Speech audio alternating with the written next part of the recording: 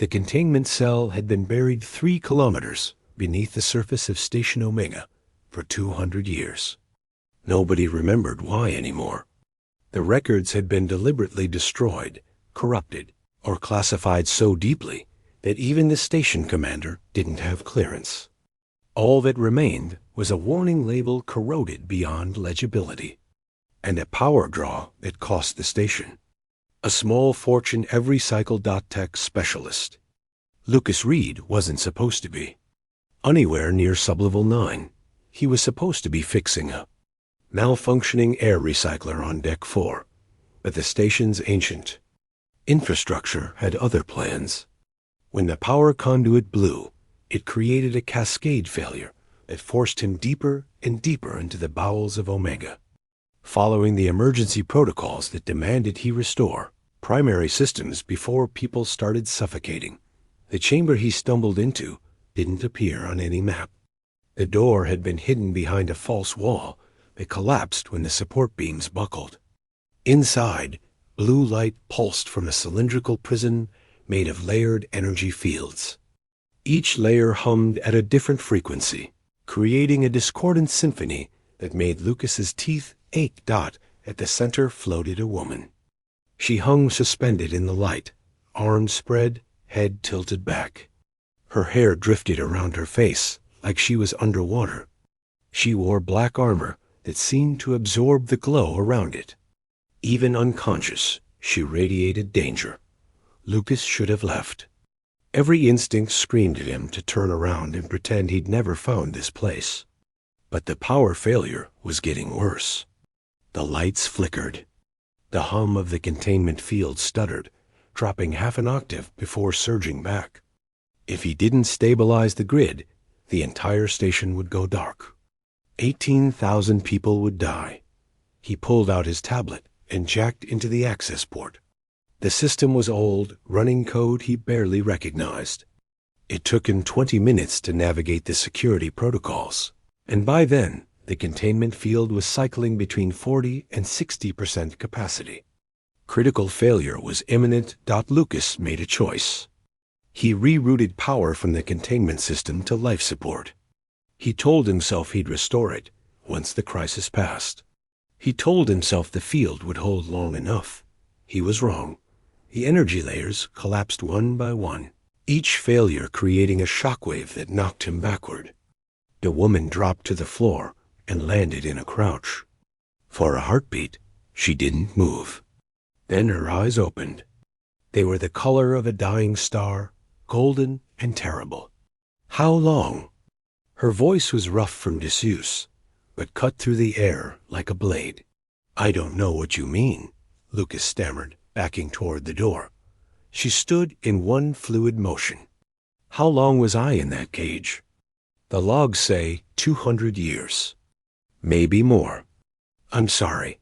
I didn't mean to release you. The power was failing, and I had to make a choice. You chose correctly. She rolled her shoulders and stretched her neck. What's your name? Lucas Reed. I'm just a technician. I don't even work for security. Please, I have to report this. No. The single word carried absolute authority. She crossed the distance between them faster than he could process. Her hand closed around his wrist, not painfully, but with enough pressure that he understood struggling would be futile. You freed me. That makes you responsible for me. It also makes me responsible for you. Do you understand? Not even a little bit. The corner of her mouth twitched. It might have been a smile. My name is Kira Vex. 2 centuries ago, I ended a war by destroying an entire battle fleet. Both sides wanted me dead for it.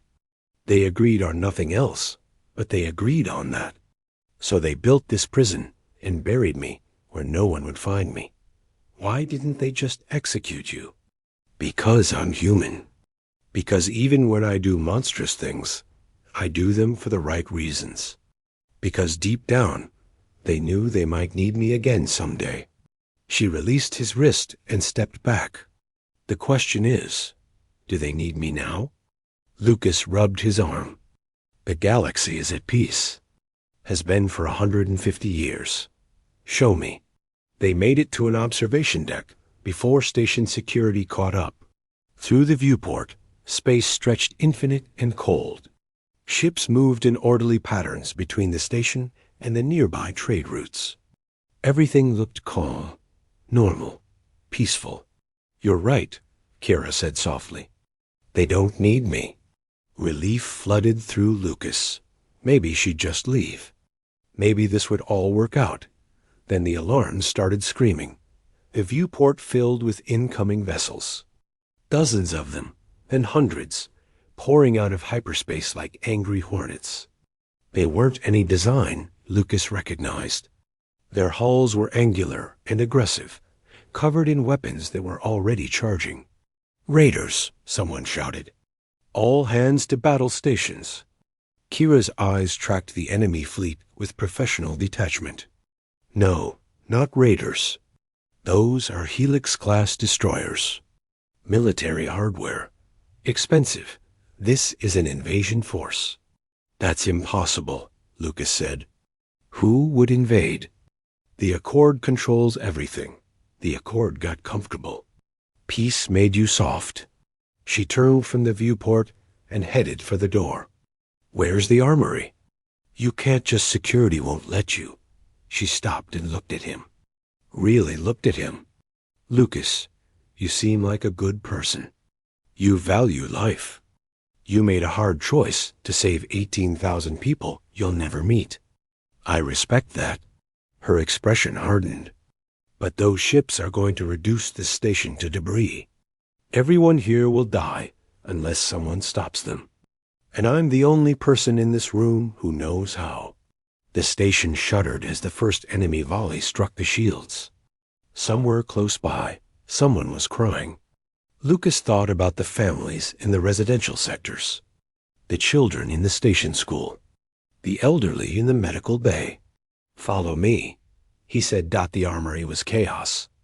Security forces were scrambling to distribute weapons they barely knew how to use.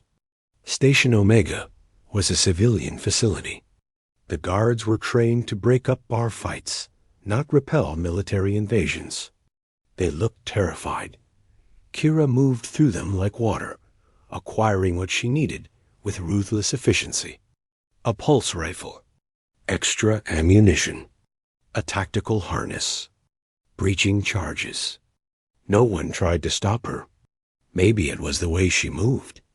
Maybe it was the look in her eyes. What's the plan? Lucas asked. Those ships need to be coordinated. There's a command vessel somewhere in that fleet. I'm going to find it and kill everyone inside. She said it the way someone might describe a trip to buy groceries. Then the rest will scatter. How are you going to reach them? We don't have any combat ships. I'll take a maintenance shuttle. Those aren't armed. They will be when I'm done with them. She was halfway to the hangar when Commander Stone intercepted them. He was a large man who'd probably been intimidating before today. Now he just looked desperate. Who are you? Someone you buried and forgot about, Kira replied without slowing. Wait, are you from Sublevel 9? From the containment cell? Yes. Stone grabbed her arm. It was a mistake. Kira spun, breaking his grip and putting him against the wall with her forearm across his throat. Her voice dropped to something cold and dangerous. I'm trying to save your station. Don't stop me. Why would you help us? Because Lucas freed me. That means I owe him. And because I'm bored of sleeping. She released Stone and kept walking. You can court-martial me later if we survive. The hangar was already half destroyed. Fire suppression systems battled blazes from a breach in the outer hull. Kira found a shuttle that was still intact and climbed inside. Lucas followed before he could talk himself out of it. You don't have to come, Kira said, powering up the systems.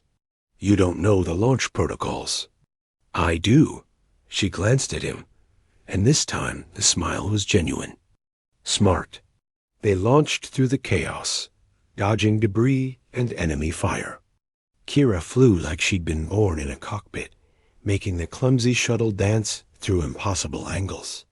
She was heading straight for the densest part of the enemy formation. There. She pointed at a ship 3 times the size of the others. That's the command vessel. How can you tell? The way the others defer to it. Watch their positioning. She armed every weapon the shuttle had, which wasn't much. This is going to be rough. Rough was an understatement. They screened through the enemy fleet, taking fire from every direction. The shuttle's shields failed almost immediately. Hull breaches vented atmosphere. Kira kept flying. When they were close enough, she activated the breaching charges she'd rigged to the shuttle's hull. On my mark, hit the emergency ejection. What about you? I'll be fine, Mark. Lucas slammed the button. His seat rocketed away from the shuttle, just as Kira sent it crashing into the command vessel's bridge. The explosion was beautiful and terrible, a flower of fire blooming against the black. For a moment, nothing happened. Then the enemy fleet began to turn on itself. Without central coordination, old rivalries and competing agendas surfaced. They fired on each other with the same fury they directed at the station. Within minutes, the invasion force was tearing itself apart. A rescue shuttle picked Lucas up an hour later. They found Kira floating in the debris field, her armor's life support keeping her alive. She was unconscious, but breathing. When she woke up 3 days later in the station medical bay, Lucas was there. "You're insane," he said. "I've been called worse." She sat up, ignoring the doctor's protests. "How many did we lose?" 400. It would have been everyone without you. Kira nodded slowly. "I'm sorry I couldn't save them all.